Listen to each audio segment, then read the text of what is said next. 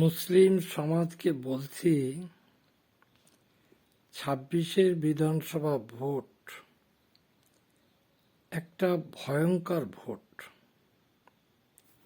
মমতা ব্যানার্জিকে ক্ষমতাচ্যুত করতে হবে, বিজেপিকে আটকাতে হবে, আবার হুমায়ুনের সঙ্গে জোটও করতে হবে। এই জগাখিচুড়ি সঠিক হবে না, কারণ হুমায়ুন যা, শুভেন্দু তাই।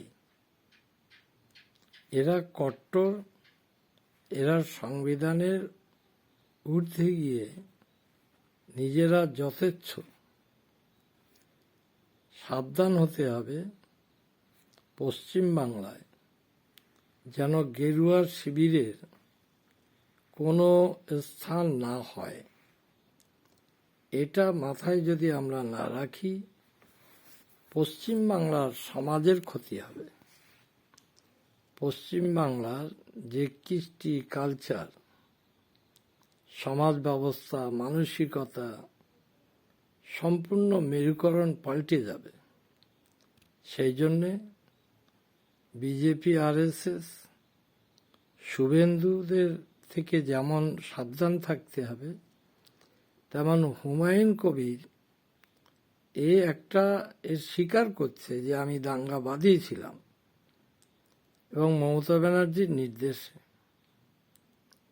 আর এই অভিযোগ করার পরে এই কথাটা প্রকাশ্যে বলেছে এবং হিন্দু সমাজের কাছে ক্ষমা চেয়েছে, যে আমি ক্ষমা চাচ্ছি।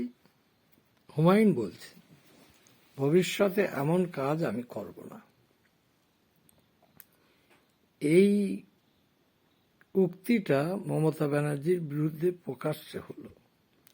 আমাদের দেশের মুখ্যমন্ত্রী, শাসক, সে চুপ করে আছে। চুপ করে থাকার অর্থটা কি? হুমায়ুনের কথাটা সত্য এটা স্বীকার করে নিচ্ছে।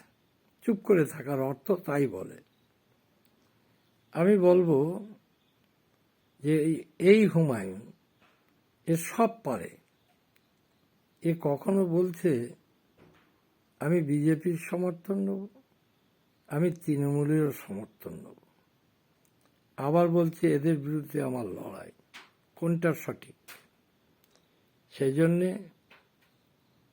অ্যান্টি শাসক, অ্যান্টি বিজেপি রাজনৈতিক দলগুলি অত্যন্ত ভেবেচিন্তে এই কাজটা করা উচিত। এই বলে আমি এই শবে বেড়াতে মধ্যরাত্রে আপনাদের সঙ্গে কথা বলছি। আপনারা সাবধানে চলবেন, নাহলে আমরা সমীহ বিপদের মধ্যে পড়ে যাব।